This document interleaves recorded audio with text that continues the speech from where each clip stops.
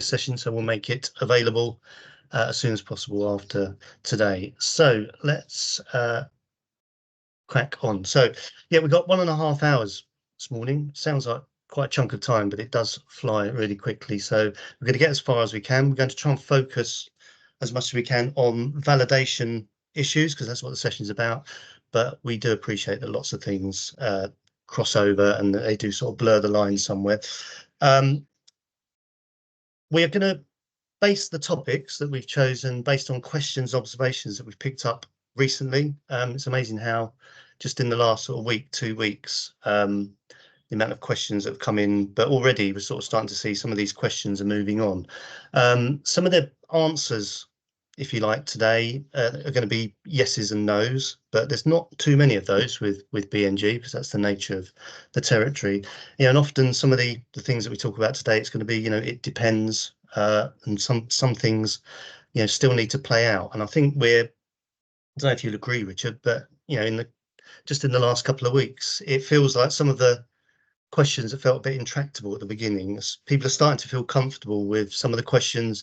They're not being an answer at the moment, but some of them there's an answer on the way, and some of them we're just waiting for things to play out. So and we're seeing a lot of pragmatism. That seems to be the order of the day. So the format, I've said this is not training, but I mean it is all training, because there's lots of guidance out there, and we won't have time to train you in every little aspect of validation and all of the nuances and bits and pieces. And we've got a bit to get through. I want us to sort of avoid getting bogged down. Once again, that's a really good reason to use the Slido and put your questions in there, because it will be impossible to cover everything. We're picking up the things that we feel are being raised by the network and are important to try and touch on this morning. We're going to lead, Richard and I will lead the presentation discussion, and DEFRA, Natural England, DLUC colleagues will chip in their views, but we'll ask you, as we go topic by topic, if you have any specific questions. And it's important, we're all learning, and no doubt this isn't going to be the last time we talk about validation, and I'm sure we will be doing this again. So how do you feel about that, Richard? What have I missed? The only thing that I think I'd want to add, and I think you've already said it, but I just kind of want to nail it down, is that often people in the room will know the answer. So I think this is very much not training. This is sharing ideas and sharing opinions. And I really don't want people to feel bashful. If they think they know the answer, they can just put their hand up and they can tell us what they think. So definitely, this is a conversation with a bunch of skilled, clever people, Yes, brilliant. Thank you for that. Yes. Right. Okay. So just putting up some general principles to start with. Validation, I think most of us know what validation is, but with BNG, I'm sure this is not entirely unique to BNG, but there is this sort of distinction between what we ask for up front, that's sort of officially the validation requirements, the national requirements, and then information that it helps us to understand what's going on and helps with that validation scenario. So there is information that is essential to validate the application, and then there's all the sort of information that we should also be provided at validation to help reduce risk and delay in the process. So yeah, just being comfortable that there are national requirements, and we should be comfortable also to have our local requirements, and we'll talk a little bit more detail about how we can go about insisting or putting some emphasis on some of those local requirements in later on. And also, just for completeness, because we're recording this and I want to make these slides available, I thought I'd just set out all of the broad sort of the national requirements and some examples of some local requirements. So I'm not going to go through all of these, but I thought for the presentation it's worth just starting off there. So, and there'll be a link in there to the national requirements as well. So our first topic, let's dive in. We're going to talk about where does BNG apply, and how does it apply. So first of all, we ask ourselves, is you get an application, is the application subject to the BNG condition. So what's in and out is set out in the exemptions regulations, and I'll put a link in there. Well, I wanted to just point out here the way in the PPG, things that are included and not included or exempt are set out in certain 4 or 5 different ways. Some things aren't described as not in scope, so like permissions in principle. Other things are referred to as have not commenced yet, so local development orders, neighbourhood development orders. So there's things, sort of hints there that maybe some things are going to come later. Some things are described as not subject to, so reserve matters for conditions, for outline applications, for example. And some things are, it says it does not apply. So section 73, section 73A, pulled that out specifically, and there are specific exemptions like householder de minimis and custom self-build. So there's different ways in the legislation that I wouldn't say it's caused confusion, but it is worth understanding. Some things are exempt and some things are not included. I think it's just worth making that distinction. So just looking at some of the things that are exempt. So first of all, we're getting quite a lot of traffic and conversations about custom build, and there's quite a bit of discussion around the definition. But I think the definition, either it is or it isn't, and government are looking at the self-build register, and we'll be putting out some a consultation on the definition of self-build to sort of help with this situation and how they can be registered. So once we've defined is a development self-build or not, and if it is, then it will be exempt. But if it isn't and it has the mandatory BNG applied to it, then potentially the issue doesn't stop there, because one of the things that's exercising the network at the moment is, well, if we permit the development, but then it becomes disqualified in some way. How do we how can we make sure we sort of tied in the BNG requirement with the consent? We had some examples and some discussions around using a condition legal obligation to tie some of that in. There's been some discussion around using a community infrastructure levy type approach, where you have a sort of disqualifying event, and what might they be.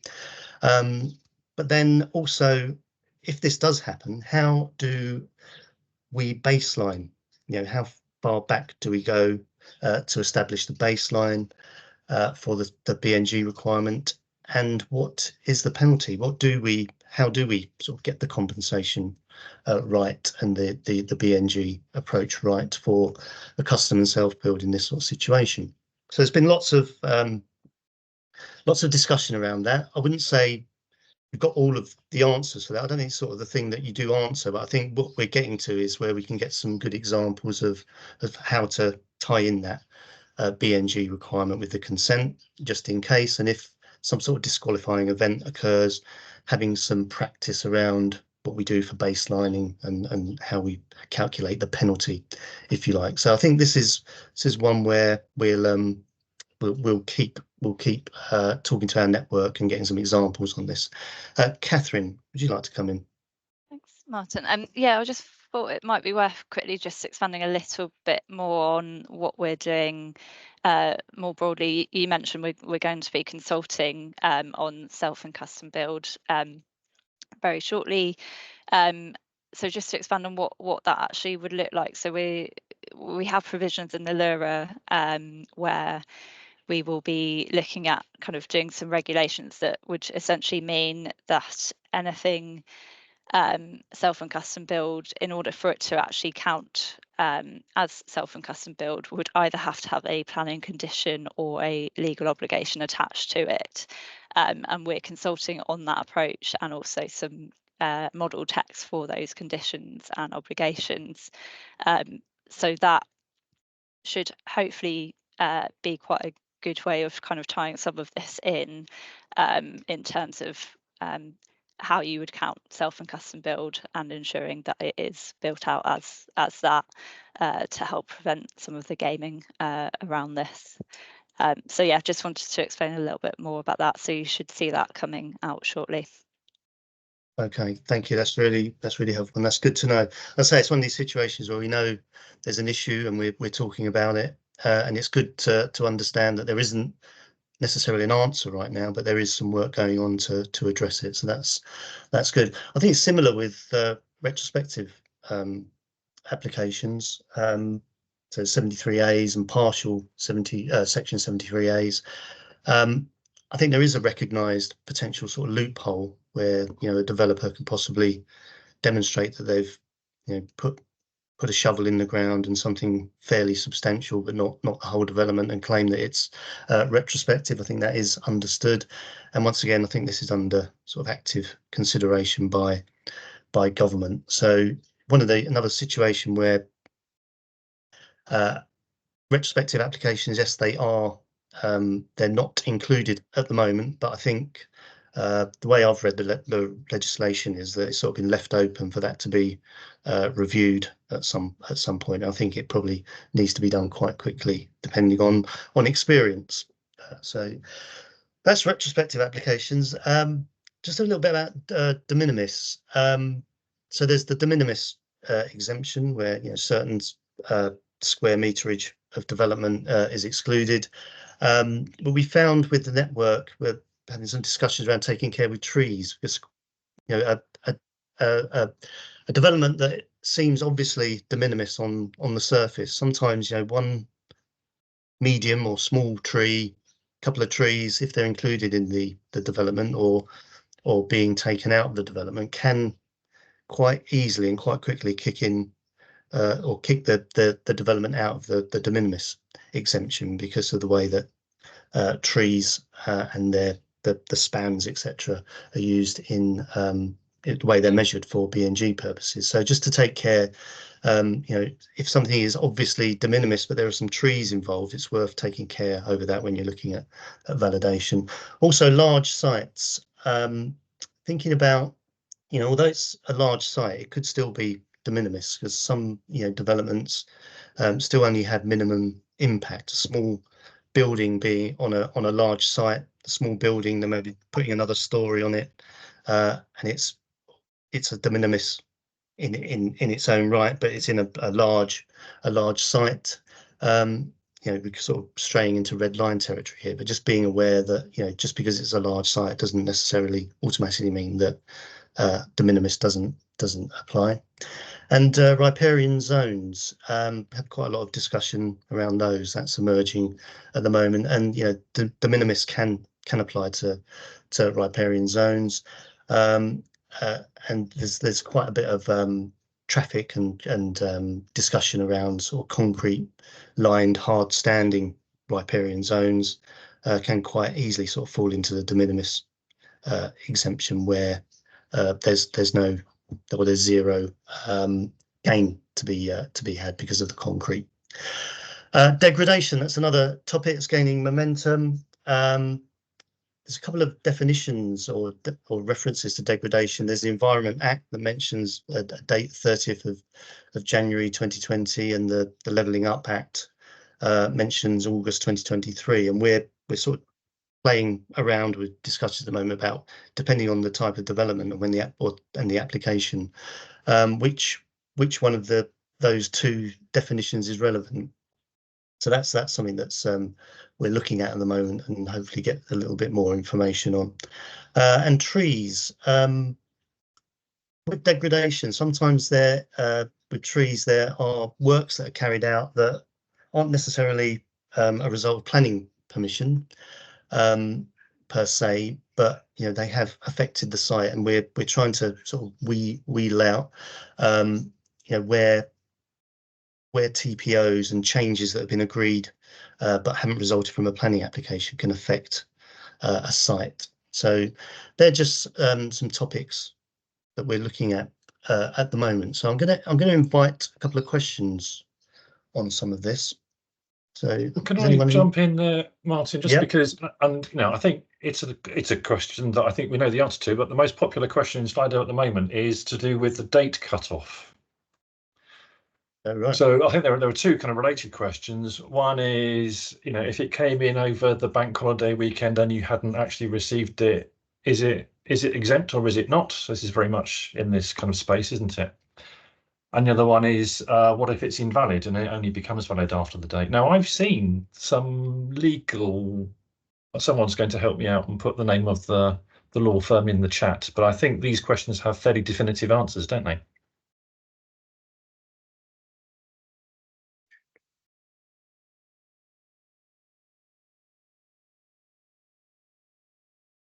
Michael. Hi everyone. I'll defer to DEFRA for a definitive answer from a BNG perspective, but just to remind people, just to remind people that other laws apply as well, and the one I'd refer to would be the postal acceptance rule in terms of contract law.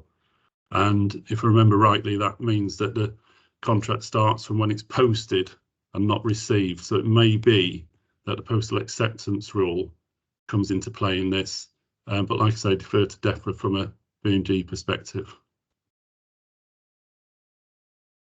I'm very wary about disagreeing with you in public, Michael, but I don't think that's what this legal opinion says. I think it says it's about being received and in control. I'm really hoping that someone is going to post the name of this firm of lawyers. It's not Freeths, but they definitely, in the run into this, they basically gave quite a helpful little run-in about what it meant. Lucy's got a hand up. Lucy?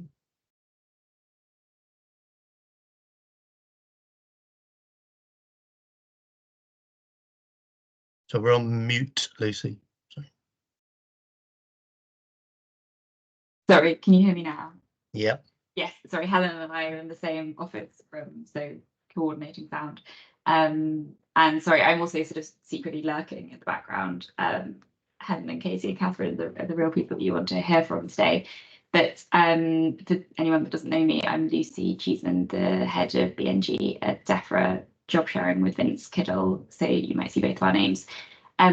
Two questions. Would you mind pasting the Slido link in the chat? Because I'm not sure that we've seen it, and it's slightly hard to sort of listen and think at the same time. It's easier to see something written. And following on from that, thank you so much, Richard. I don't think we actually quite follow exactly the question that you were looking for us to answer. So if you wouldn't mind re-articulating it, then we might have another go at it. Okay. Okay, do we want to get to the bottom of, do we want any more opinions on the date for validation? That's right. While you move it on, I'll go away and see if I can find this helpful link, because to me, I think these are questions they'll die away over time about did it make the deadline or did it not make the deadline. But for now, they're quite current and they matter to people. So I'll go away and see if I can find this thing. Okay, great. Because it's not really a BNG question. It's a more general question about what does received mean, what does made mean, all that kind of thing. Yeah, and as you say, hopefully as weeks go by, this will die down. But yes, it is important. Okay. So second topic, validation. You've got a hand up, Martin. Sorry. Oh, sorry. But you've got several. David. Hello. Yes, it's Gowlings, and I'll just post the link into the Slido. Oh, brilliant. Thank you. Thank you very much. That was the name I was struggling to remember. And Heather, sorry, I missed the hands up. Heather Lewis, would you like to come in? Hi, thank you. Quick question, if you can hear me okay.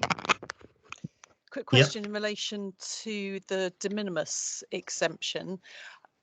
it would appear to me that in terms of what constitutes a habitat, everything constitutes a habitat other than sealed surface and built development. So that would include urban bare ground. And the way I came to that was looking at those habitats listed as low distinctiveness within the statutory metric.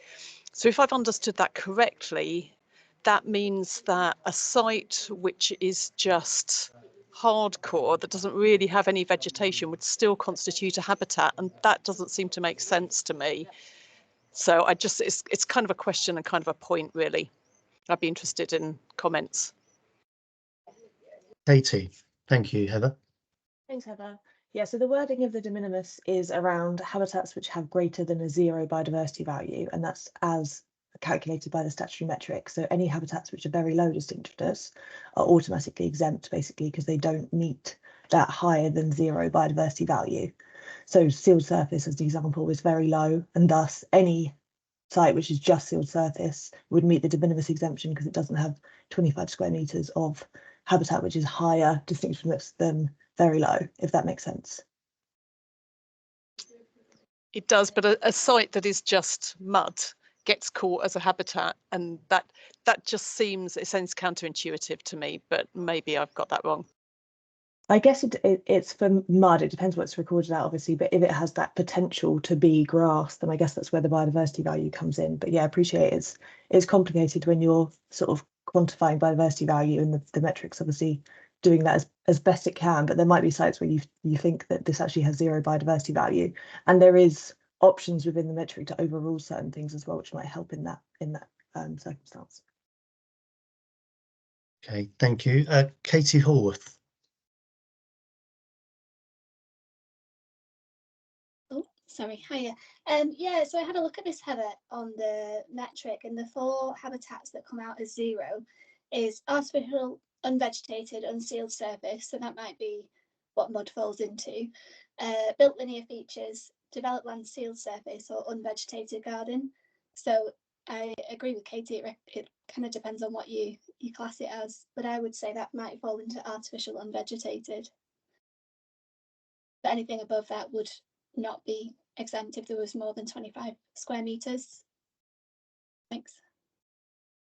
Thank you. Okay, thank you. Stephen, thanks. Would you like to come in? Thanks, Katie. Yeah, so we're just on the previous comment. I think in terms of mud, it would be more sort of bare ground than artificial, because it would be seen as a sort of natural surface. And I think, you know, bare ground within urban environments has additional sort of biodiversity value above and beyond. So I wouldn't see that necessarily sort of automatically being fitting the exemption, although, as Katie said, there are some flexibility there, but it's just something to look out for.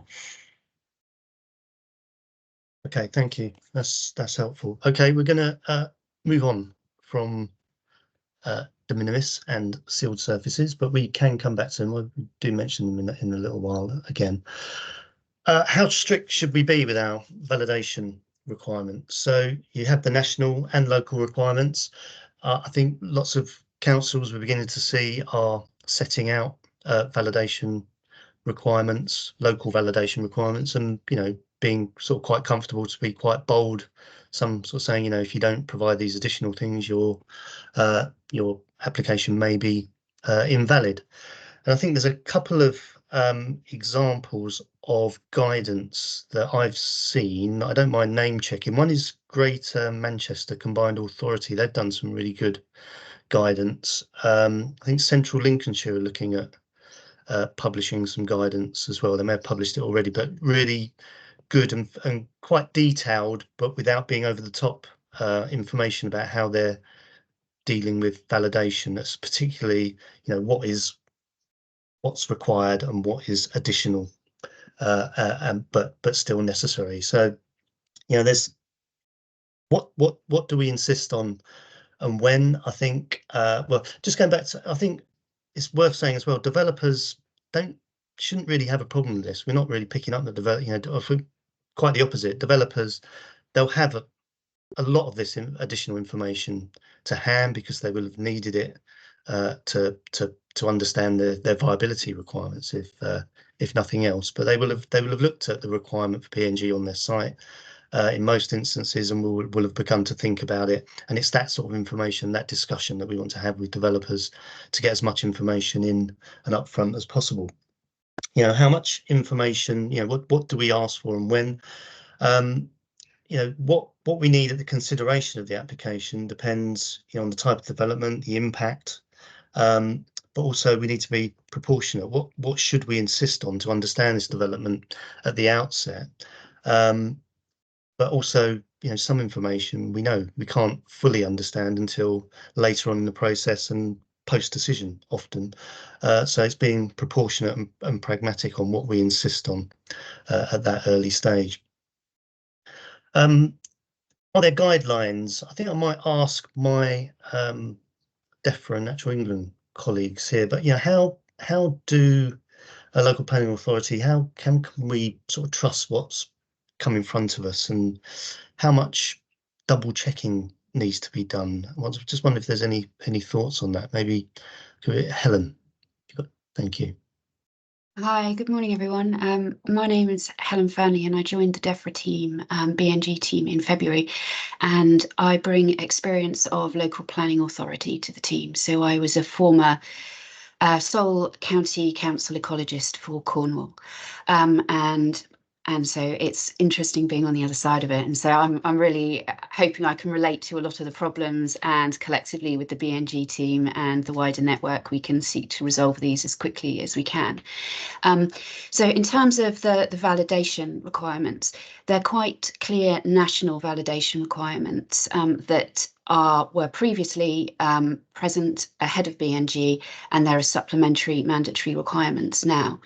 In addition to that, LPAs under BNG have a flexibility to supplement what they feel is necessary based on their urban or their rural planning authority to help streamline the BNG process. So, for example, I'm sure working in some rural counties, there are wildlife trigger tables lists where barn conversions will require certain requirements for protected species surveys. And then maybe it may be worthwhile LPAs considering whether, if an ecologist is on site, there's local guidance to suggest that they may as well map the habitats that are there if a miner is likely to overcome the de minimis exemptions. But I do think it's also worth considering that where you have large complex applications, you may not want to be disproportionate with the amount of requirements needed at validation, because there may be additional constraints to the application which mean that it may not get through the planning process seamlessly. So it would be disproportionate to ask the applicant and the developer to provide all the information up front, which is why the BNG guidance is seeking to not be too onerous, but it does give flexibility for LPAs to incorporate their local policies and practice that would work for them, whether they have a strong planning case officer team that can review and ask questions and pick up ecological information where it might be missing, or whether you have a strong validation team and capacity there to be a bit more picky about what you have. So I suppose essentially the LPAs can supplement the guidance to best suit their structure and the ecology of their district. Okay, thank you for that. Have you any views on triaging? I mean, including this sort of scenario where we're sort of deciding, particularly where we might need an ecologist to review what we've received at validation stage. I think we're thinking about how we minimise the requirement to for instances where an ecologist is required as a consultee. So just thinking about we're advising this approach, especially to the smaller sites, to take a triage approach. Don't necessarily automatically assume an ecologist is required. Do we have any views on that? I've got a hand up from Ishbel Almeida. Would you like to come in there? Yeah, hi. Hi, I'm lead ecologist at Cumberland, so I'm quite new there, having worked for another council in Cumbria. Cumberland is made up of some legacy councils, so they're going through that amalgamation process at the moment. Copeland are actually doing their local plan, and they're doing a BNG policy for it. And they did that, they consulted on that sort of last summer, so before the guidance was finalised. But they've had comments back from a housing association body saying they actually don't want Copeland to come up with their own ideas of what could be in the validation checklist, just to stick with the national, that's enough, and to not possibly wreak havoc with what developers might be submitting in the future. There are all sorts of reasons as to why the wording can't really be changed now, because it's already gone through consultation. But I'm just wondering if, when local plans are being devised and BNG policy is going to try and be as robust as possible to help councils out with this, whether or not there will be quite a lot of backlash with housing groups and developers. Ishmael, can I take your point and go slightly sideways with it? Because I think where you've gone is to local plan policy. I think I'm happy to get there, but can I pause first on local approaches to validation? Because I think what we just heard made a lot of sense to me, which is let's be flexible, let's be local, let's be proportionate. And I was wondering if anyone wanted to take the opportunity to show off about how they have approached it and whether they think they've got a local validation checklist or a local kind of advice or whatever it might be, that we can all, look over their shoulder and live a little bit off their hard work. Any volunteers to show off about the local proportionate approach to getting stuff in at this point for validation? David, are you showing off? Not yet. I mean, showing off in a good way, obviously. I think we're just about to go to consultation on some wording which would require a draft full metric and a sort of framework showing how the developer intends to move towards or tends to achieve the 10%, because once you get to discharge of condition stage, there's obviously a lot it's too late to question, but going back to the Act, at that stage it says the LPA should only discharge the condition if and only if it's satisfied as to a series of points. Now, we don't want to get to a situation where we've got lots of applications that are approved and then we're refusing to discharge a condition. Because we're thinking of that legal obligation not to discharge it unless all those matters are satisfied. So to us, that means we do need to see more at the determination stage than is satisfied by the mandatory validation requirements. And the planning practice guidance alludes to the fact that in many situations LPAs will need to see more at determination stage. Thanks, Dave. And I'm not sure I heard you right at the beginning of it. Did you say that you were requiring a full metric?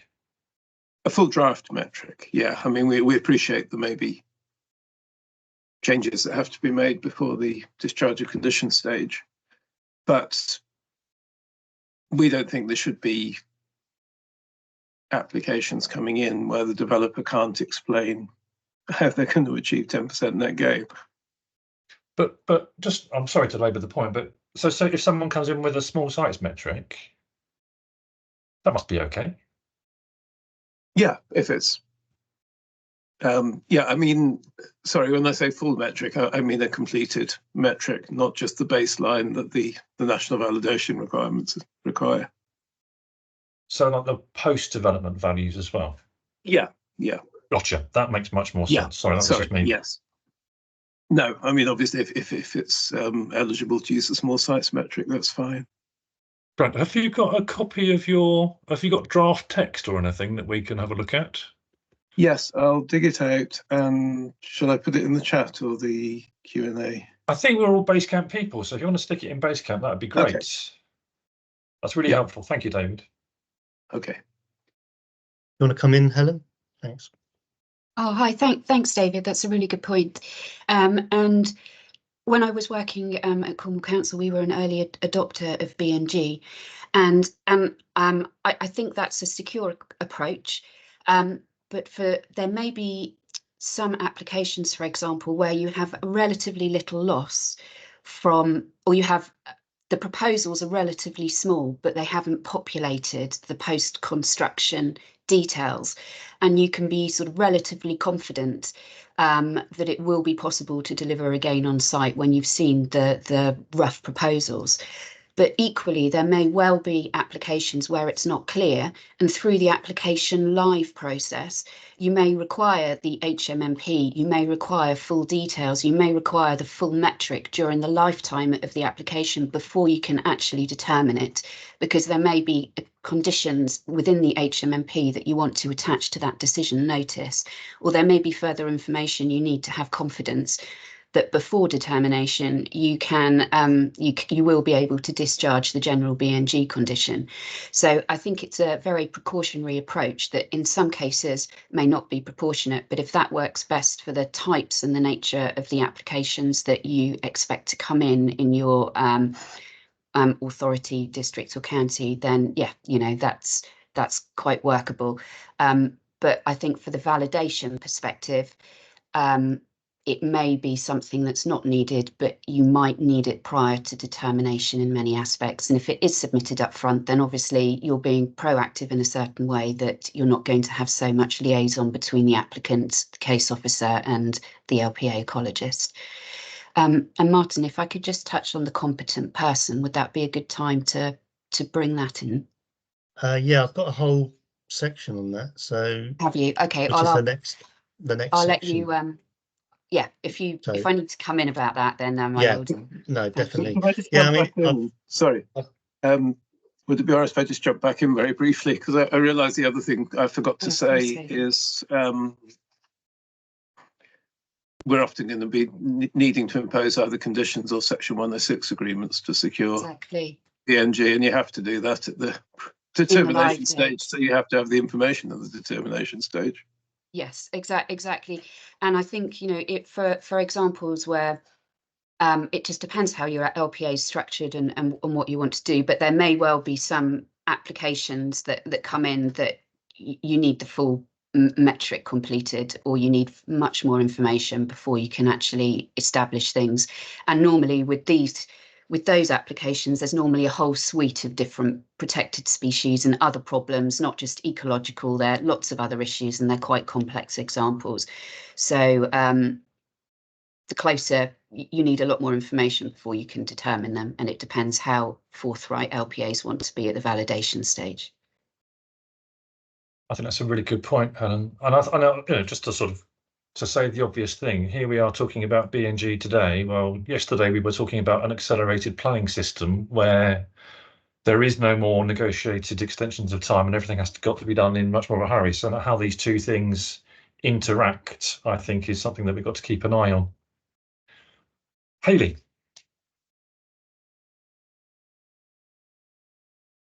Hello, I'm from Chelsea City Council.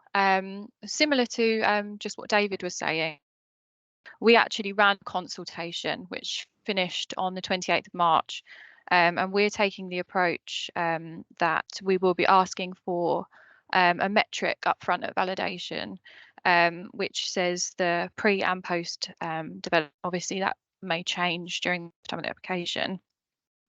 As well as that, we are requesting a draft game plan, and we have also done a template for the statement that which will accompany the metric at validation stage. So we are asking for quite a lot of information up front from applicants. So far, we have had quite a bit of pushback. It's not yet adopted, but it will be adopted soon, our local list. We didn't have much response from our local list consultation, but that's sort of the approach we're taking as well. We want as much information up front so that the officers have the information to be able to assess the application correctly.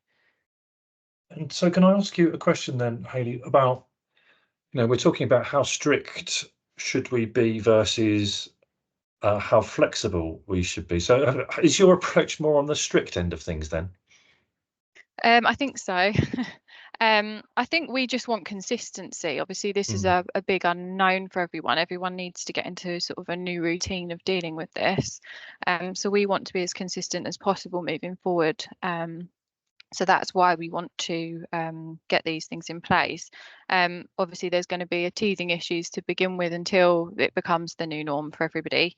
But that is the approach we're taking. And obviously, we will be sort of flexible initially, but as time moves on, we will have these requirements, and we will require it up front with the application, and we won't progress it until we have what we need.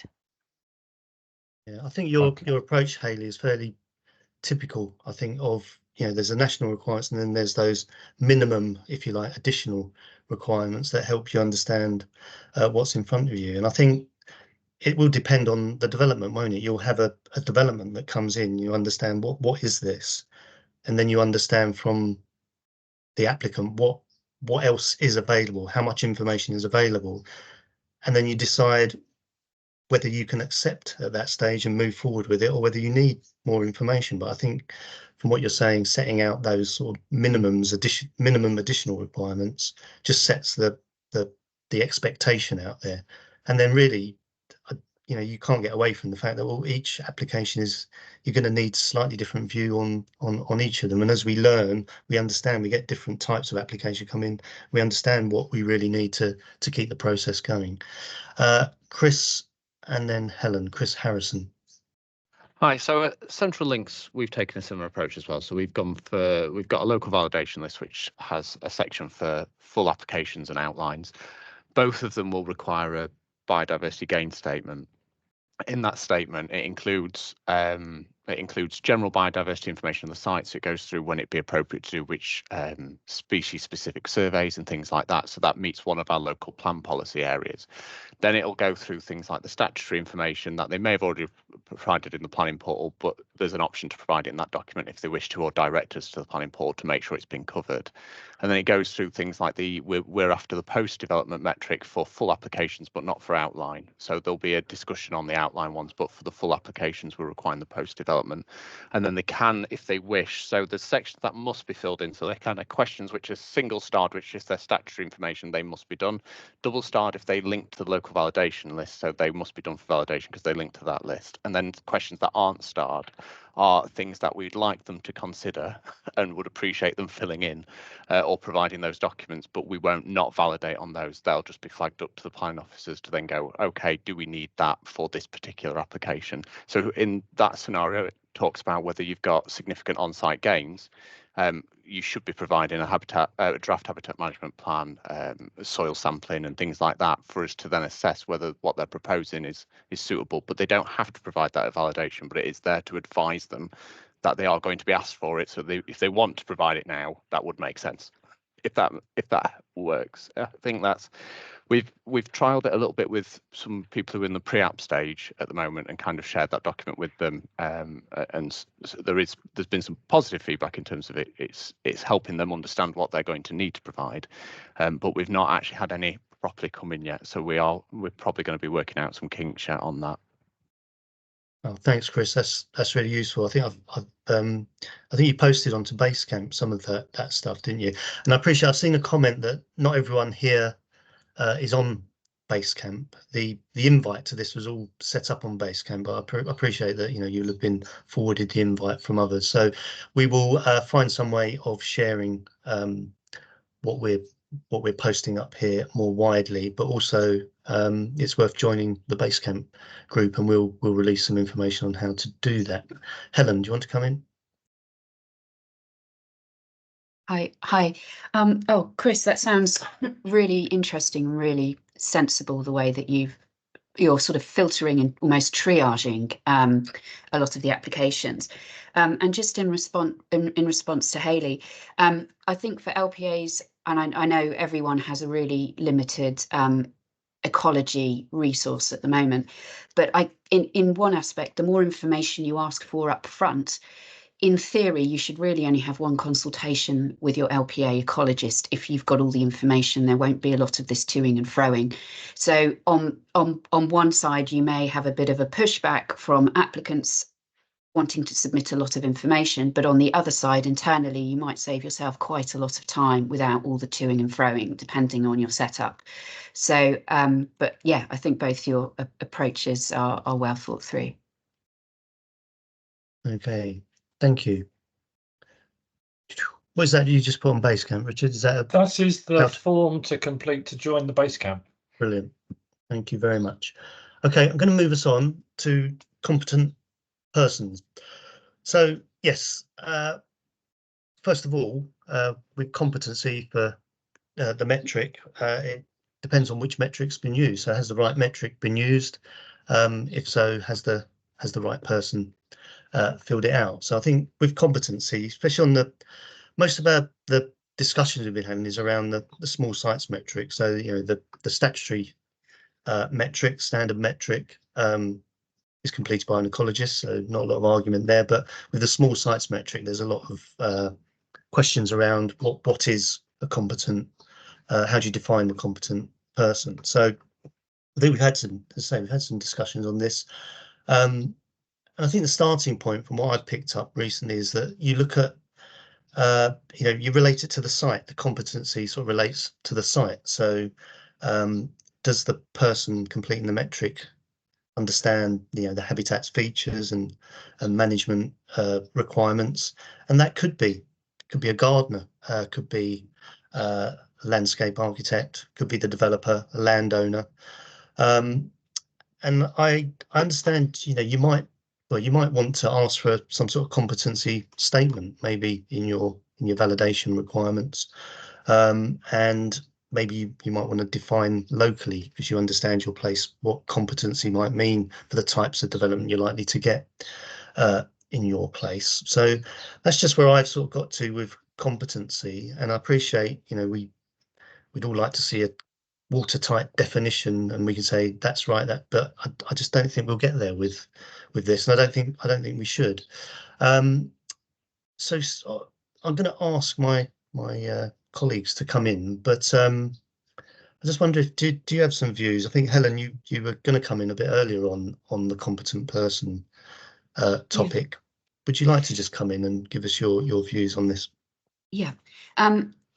So obviously BNG is additional to what happened before. So exactly, the same considerations under MPF, Wildlife and Countryside, and the TCPA, and NERC, the Communities NERC 2006, all of those still apply. So if at any point in time there is habitat that has the potential for protected species, falls within, the priority habitat map, is designated or adjacent to a designation, then in that scenario, an ecologist needs to visit a site and the main metric needs to be used. In terms of sort of the small sites metric, a competent person would be someone that can assess the habitat, has the necessary experience to assess it. It could be a landowner, it could be a land manager, but that's key to tease out in the competency statements. Yeah, that's key to tease out in the competency statements. And I've just lost my trail of thought as to where I was going. But that's it. I think the key thing to remember is that with the minor developments, it still does happen where applicants will submit information that isn't adequate ecologically, and it will be flagged to a planning officer, or the planning officer will flag it to the LPA ecologist. And I would expect that competency may well be one of those things where if the competent person hasn't done the requirements, so hasn't done the desk-based study that there's no priority habitat on site, hasn't done the desk-based search to figure out whether there's a triple SI within 500 metres. Those are things that a planning officer can do. And if that hasn't been flagged, then it can go to the LPA ecologist, and then you can ask for more information. I don't know if that helps, but I think it helped me when I got my head around how to understand what would be a competent person to be able to tease out those habitats and the desk-based studies. Yeah.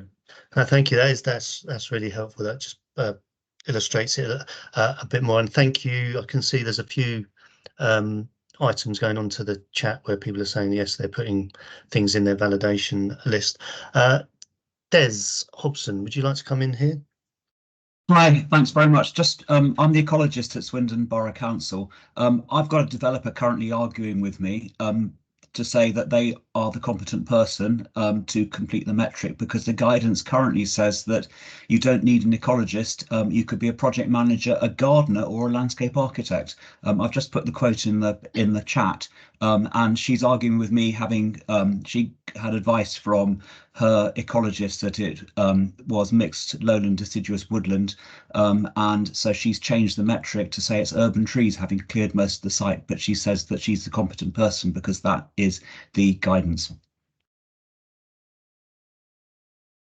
I can come back on that if that's helpful. So I think although the guidance does say that, I think we have to go back to the whole it's site specific thing. So for the small sites metric, it depends on the habitat site present.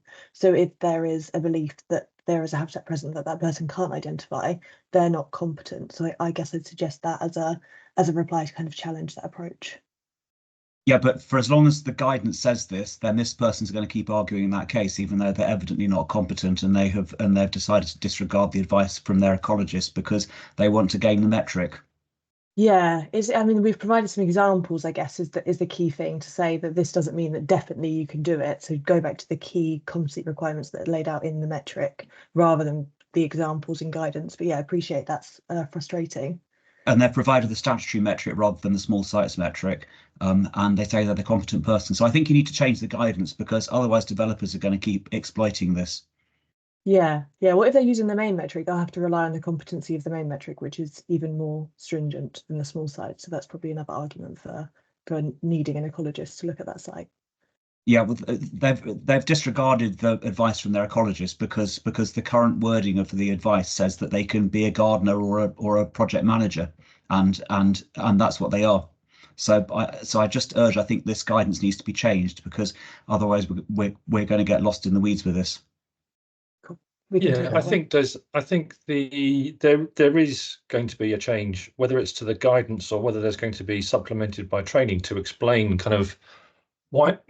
I think I understand why the guidance says what it says, but yeah, when you get into an argument, I suppose it's unhelpful. I think the question that immediately was raised in my mind, and I'm going to ask it to the room because I don't think I know the answer, is where you've got, so you've described a problem with the metric and the competence of the person putting stuff into the metric, which means that they're gaming the metric and it's not to be trusted.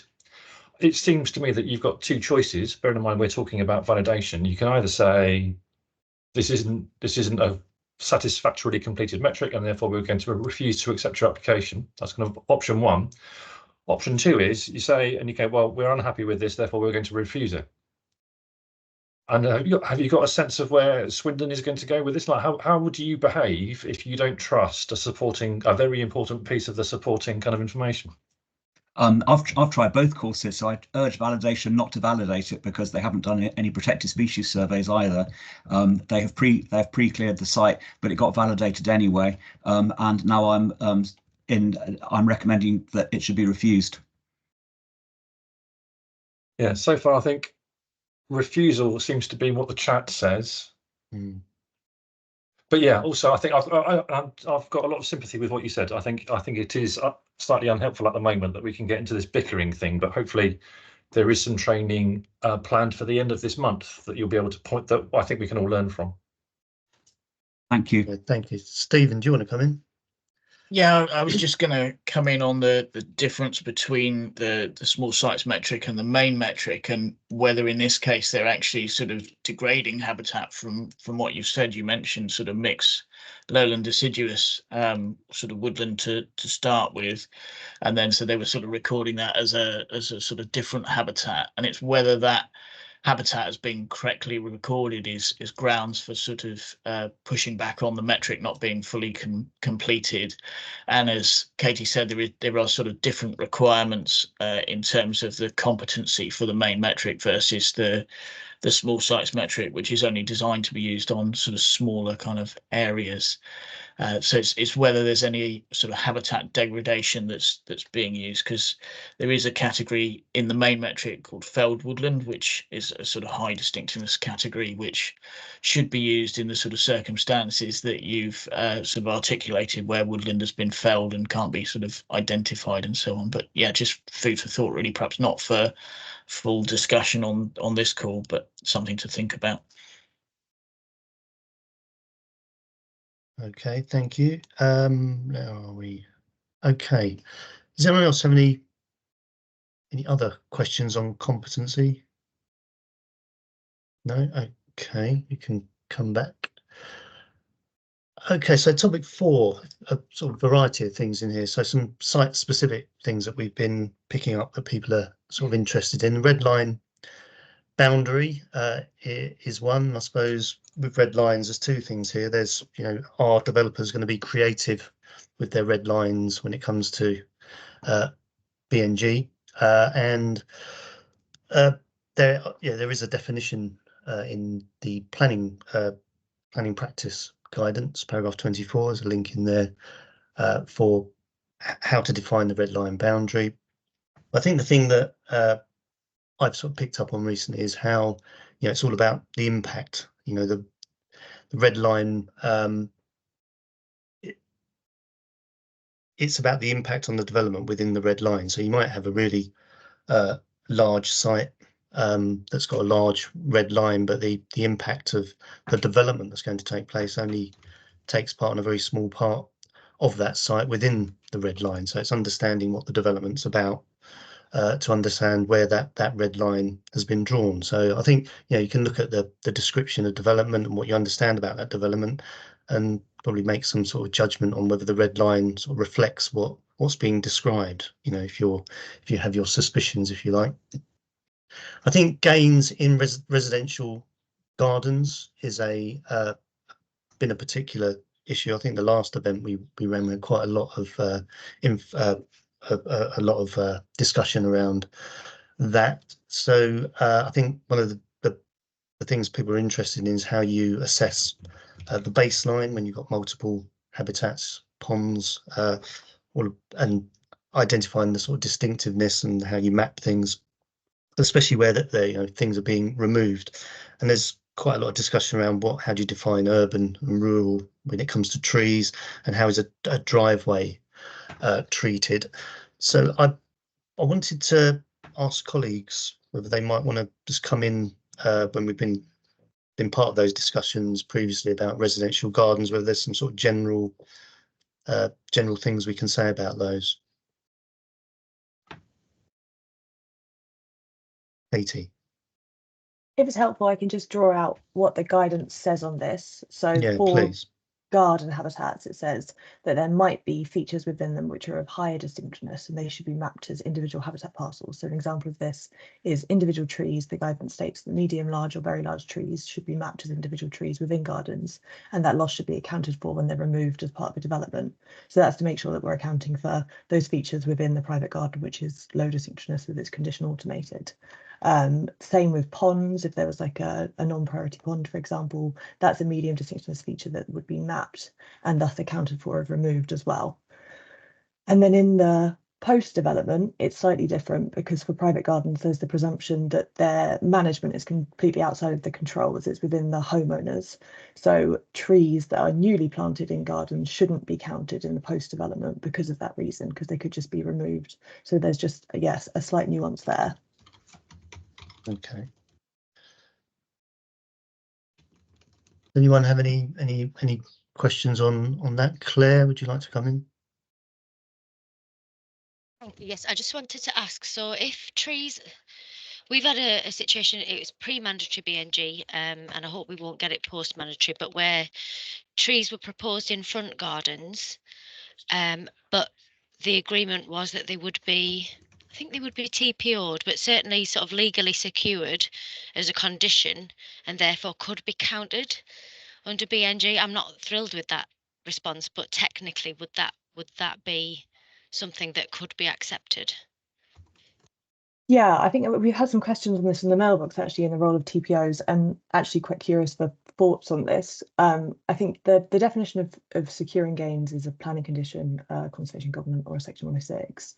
So TPO isn't what was intended for this purpose, and my understanding of them, and I appreciate probably not as good as yours, is that they're for trees which have amenity value. So in a private garden, they wouldn't normally meet the definition of what would be TPO'd.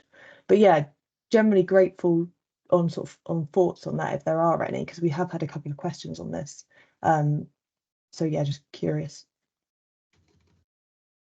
Chris, do you want to come in? Chris Harrison. It's not about TPOs. I do apologise. I was just wondering whether when we're talking about private gardens, we're also incorporating kind of hedgerows that then form the boundary of that garden will be the responsibility of the private resident. So the hedgerow may have been present at the time and would have been and may have been subject to hedgerow regulations, but then because it becomes the boundary of a private dwelling, wouldn't be anymore.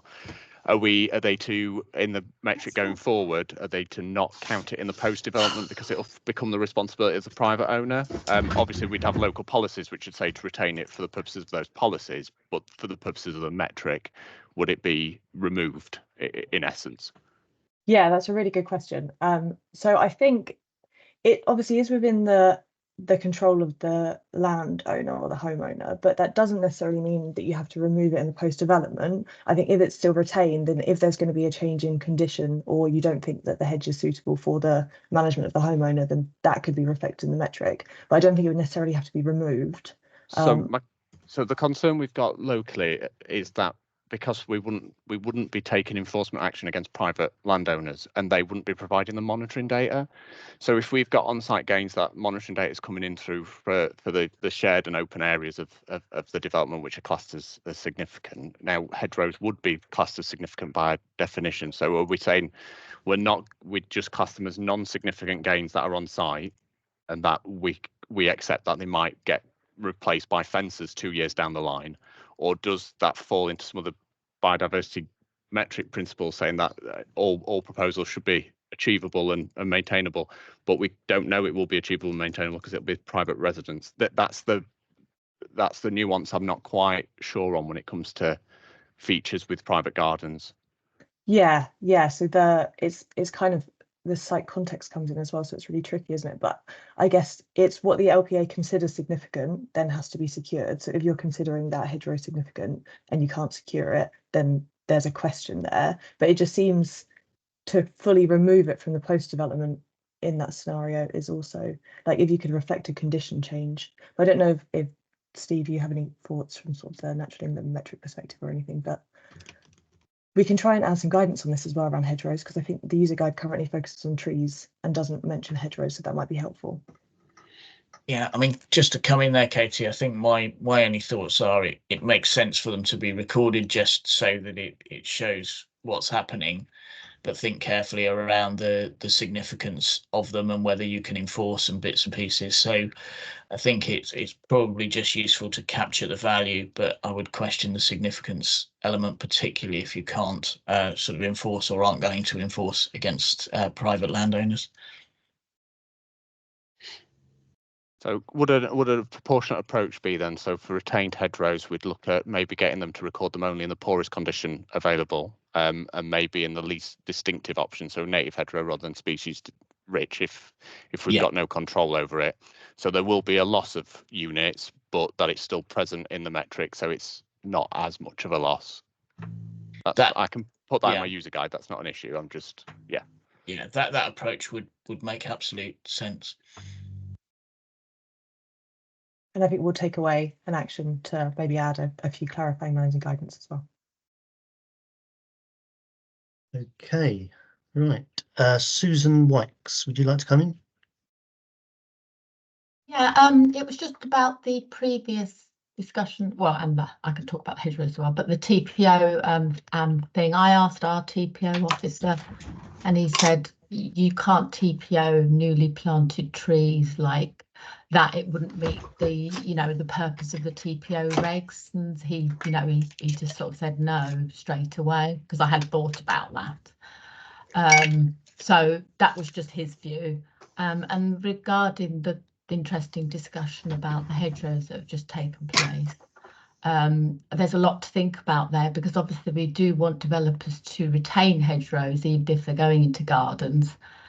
However, it's kind of like we're treating them differently from trees then that are planted in gardens. If you've said previously that we can't count trees that are going in, because obviously a householder could come in and just dig it up and straight away or whatever. They could do the same with a hedgerow and stick a fence in. So I think it needs to be carefully thought about, because on the opposite side, as I said, we do want developers to retain them as well. So, you know, it's a tricky one. I think it does need a lot more thought. Yeah, and I guess there's a difference between an existing hedge which is being retained as a boundary compared to a newly planted tree in a garden, because I guess for the latter, a developer could just say that they're planting loads of trees in a private garden, and that makes quite a significant difference to their game, but they could, none of them actually last. But yeah, I appreciate it's a tricky one.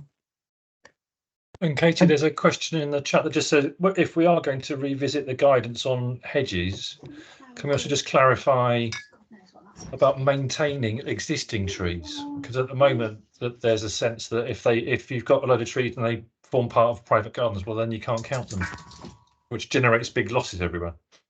Yeah, cool. We'll take the slider question away as well, and yeah, look at the guidance.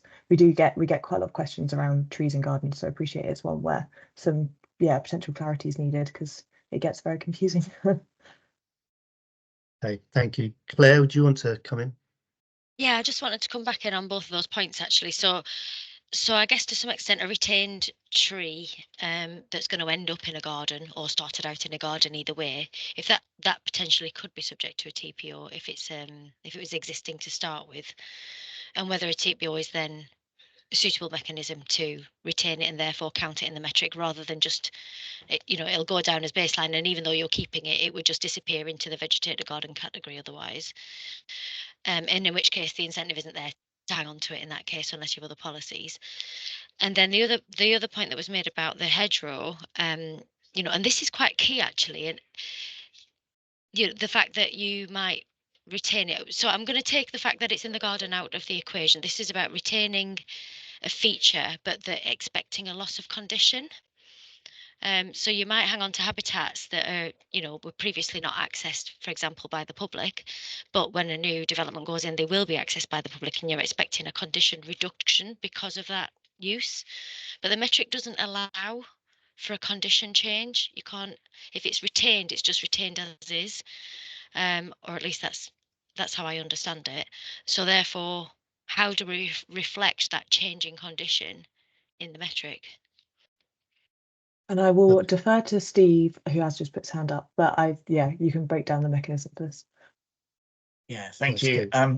It is something that at the moment isn't very well captured in the metric at the moment, and is something that we're conscious of in terms of how to do that, and it requires a lot more thought longer term, so it's something we're going to take away. In terms of the short term, you're right, in terms of retained habitat is assuming there's no loss in condition, so it's just retaining it as it is. One way to deal with that at the moment is for it to be created and then to use the advanced creation function to neutralize some of the time to target multipliers, and then to reduce the condition for it from its created sort of perspective, rather than using the retained. So that does get you some way towards an existing feature, because you're neutralizing the time delay, recognizing the fact it's already there in its position, but it's not a perfect solution. But that's the kind of, I think, the simplest way we can do that at the moment, and it is something, all of these contextual changes around how development changes existing features that are being retained is something that we want to take away and consider in the longer term. Okay, thanks, Stephen.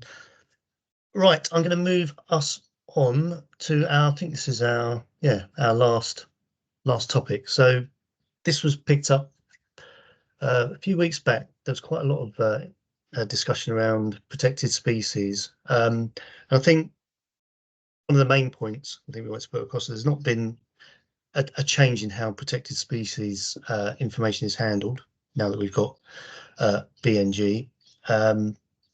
And the other point that we were discussing was, if there are European protected species present on the site, that the main metric should be used. Now, these points sort of all folded back into discussions around competent person. Can a competent person have the expertise to be able to pick up some of these things on protected species? How can we make sure that protected species are picked up? So I just wanted to invite colleagues, because I think we had quite a debate, and I think there are things that can be done to make sure that the European protected species, etc., and protected species are factored into developments, and how we can do that in the light of the BNG system. Would any of my colleagues like to come in? Yeah, I'll come in on this one. So there's already existing and long-standing legislation on protected species and European protected species and protected habitats. So they all require licensed or experienced individuals to undertake the necessary scoping, and potentially, if surveys are needed, those individuals need to be licensed. And if there's any potential impact on the protected species or habitats, then under a lot of cases, if there's no mitigation to alleviate any potential impacts, then an EPS license will be needed from Natural England to be confident that the works won't have any impacts on the conservation status of the protected species. So the BNG side of things sort of runs in parallel with that. And if you've got likely protected species presence on site, it's a material consideration in the planning process, and all these informations and surveys up to date should be present at the validation process and should be completed by an ecologist. And at that point in time, it would be wise for the applicant to ensure that their ecologist mapped and provided the baseline data to save additional unnecessary site visits, assuming that vegetation surveys are within the competency and experience of the ecologist that visits the site. Are there any other points I wanted to make, or just have a quick look? Yeah, so there is no changes to how protected species requirements and considerations are addressed in light of the introduction to BNG. But what we really would like to see is that the BNG interventions complement the need for protected species interventions, and that additionality is demonstrated and clearly presented in the ecological reports. Okay, thank you, Helen. I don't know if anyone's got any points on protected species. There was a dog that was having his or her say just a moment ago. Okay, look, I'm quite conscious that we've got 15 minutes, which is good. I want to open the floor up to some general questions. I haven't looked at the Slido yet, but yeah. Okay, Ben, do you want to come in on protected species or something more wider than that? Yeah, thank you. It is related to protected species, but it's slightly sideways to it. We were having a discussion recently about significant on-site and how it may relate to protected species, and using local guidance on what is significant on-site to increase the value of low distinctiveness habitats where they support protected species. So an example might be in an urban environment where even things like dense planted shrubbery in an urban environment supports an existing population of house sparrows to ensure that population is maintained long term. So I wonder if anyone else had any ideas on the overlap between protected species and defining significant on-site. Anyone?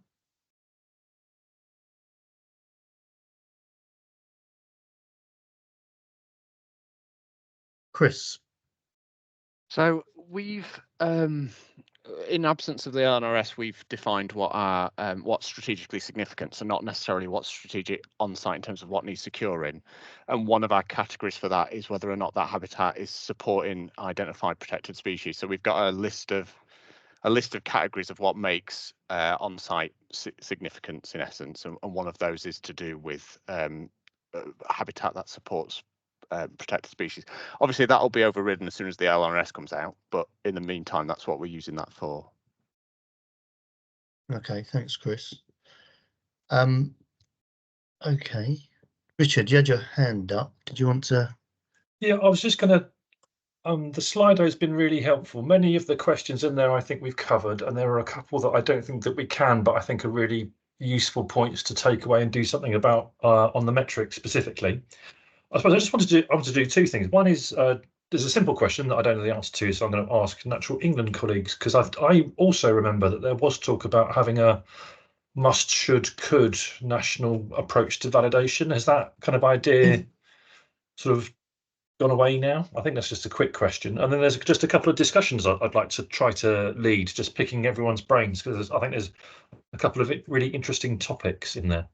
But is there going to be must, should, could from anyone? Because I don't think we're doing one. So I can come in on that. So firstly, in terms of the validation checklist, that was referring to a metric validation checklist, but because of the way that the regulations came in the end, the metric validation checklist would be much more simplified, because they only need to provide the baseline information at application, and also because the exemptions are taken care of within the planning portal. So in terms of metric checklist, it's really very simple. So what we're developing is two metric checklists that are a sandwich between a must, should, could list for the metric.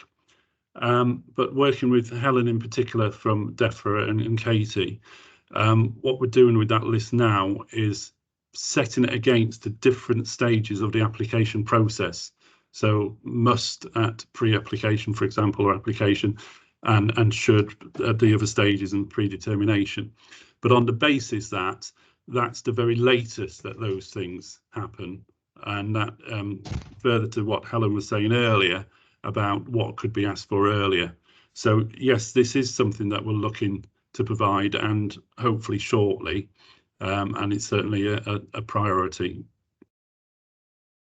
Brilliant, thank you, Michael. So the two questions I got that are genuine questions. I don't really have any sense of the answers. One is about incentives. So we were talking earlier on about retaining trees in gardens, retaining hedges in gardens. How can we incentivize people to keep this stuff, even if on the face of it the metric doesn't incentivize them to? How can we incentivize developers to do the right thing? And I think there's a kind of another question in the chat about, in some ways we are incentivizing people to have sealed surfaces, have sealed barren surfaces, even if the development isn't planned for some while. So is there something clever that we can do to encourage biodiversity in the short term without developers worrying, going, oh no, well you're increasing values and therefore I'll have to do more? So there's a kind of, has anyone got any smart ideas about incentives? And then I guess there's another growing thing that's coming up about trashing and how we can anti-trash, and actually are we confident to use our power? Like how do we disagree about whether or not the right baseline has been used, and about whether someone has applied for a TPO and then planted a tiny tree and then they're going in for a full planning application, and how confident are we winding back the clock, and do we understand how to approach that sort of thing? So I guess there's two quite open questions there. One about incentives and one about anti-trashing and winding the clock back. And has anyone got any thoughts? Claire? Yeah, I've had a thought about the incentive side, because we've had this come up again pre-mandatory, where a site was demolished and then there was a time lag between it being developed, and then of course the areas where there used to be buildings have developed some interest, and the developer felt very penalised by the fact that had the demolition not happened so long ago, they wouldn't have had as much to do. So within the regulations, it does give an option for a date to be agreed with the local authority about when the baseline will count from. And I think the incentive potentially then is to say, well, if you could agree that date with us before you allow the site to develop more interest, or even encourage it to develop more interest in the short term, and have your baseline sort of, and then that's agreed with the LPA, and then have that short term gain for a while, but that it doesn't prejudice the baseline for the longer term development. The only issue for that is I would want a backstop. I think that can't be ad infinitum. You might want to say, if you're planning to develop within 3 years or 5 years or whatever, then we can agree that date. We'll let it be great for 3 years, but we won't make make your new calculation be based on how nice it's been for those 3 years. The risk then is if they don't come in 3 years, they trash it at that point. So I don't know quite how you get over that hump, but it's potentially one way to consider how to do that. That's really smart, and it's once you said it, it's really obvious, isn't it? But I just hadn't thought like that. Has anyone else got any ideas about managing incentives, or indeed, are you involved in an argument about whether or not something has been trashed?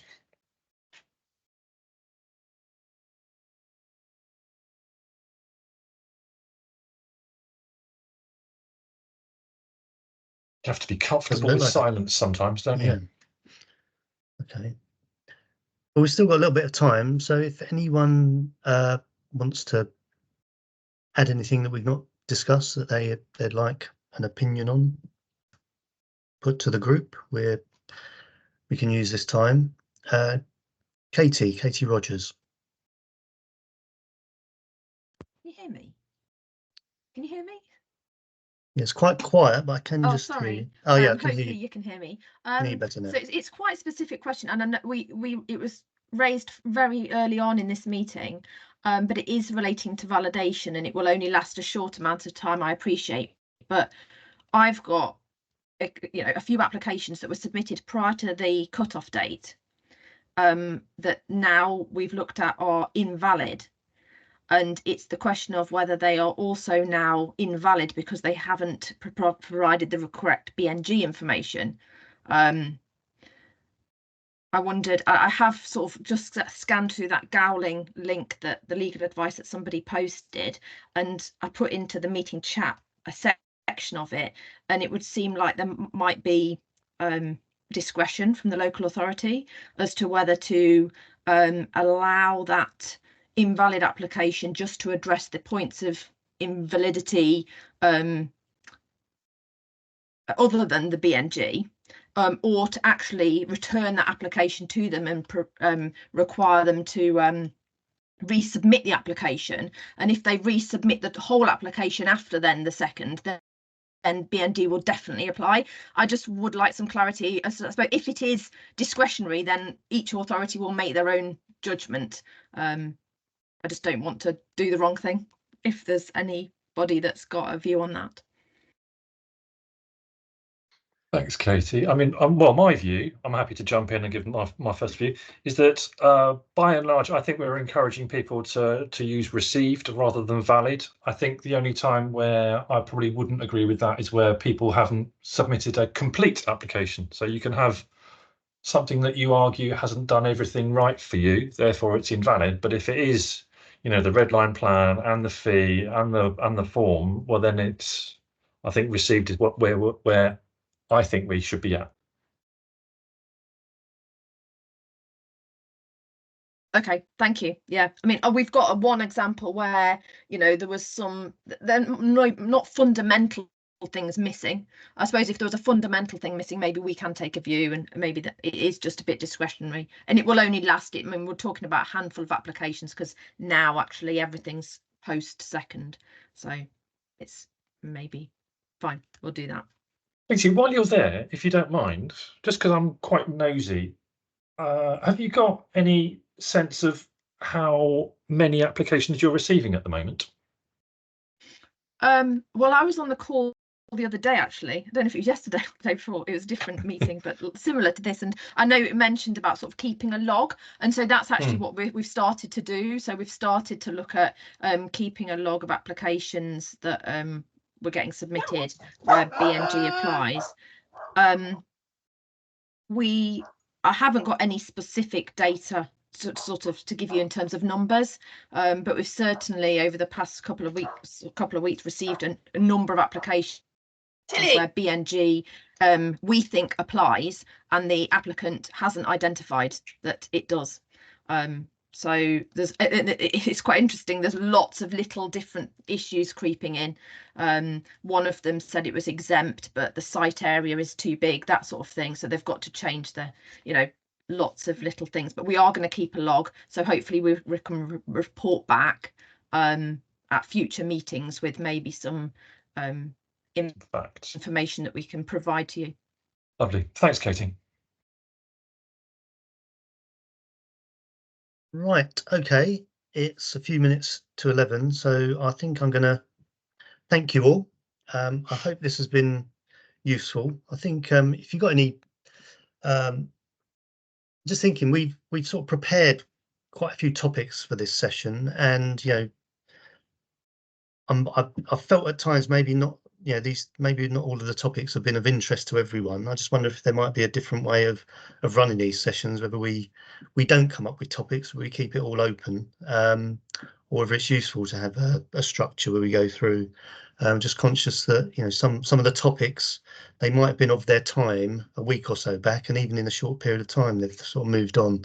So I'd be interested in views, maybe not now, but just in feedback on how these sessions run. I suppose it would depend on the topic, and validation is going to be something that we're going to keep learning from each day, really, I think. And I think the drop-ins are really helpful for that. So I'm going to thank everyone. Can I just ask colleagues at Natural England, DLUC, DEFRA, whether any last points, or whether you're happy that we wrap things up? Is there any final points you'd like to make? No, that's fine. Just to say thank you. Yeah, thank you for sharing the local validation lists and the stuff on TPOs as well. That's really helpful. Yeah, we'll find a way of making all of those available. So thank you ever so much, and enjoy the rest of your day, and we'll see you at the drop-ins and the next deeper dive. See you all soon. Thank you. Bye. Thank you.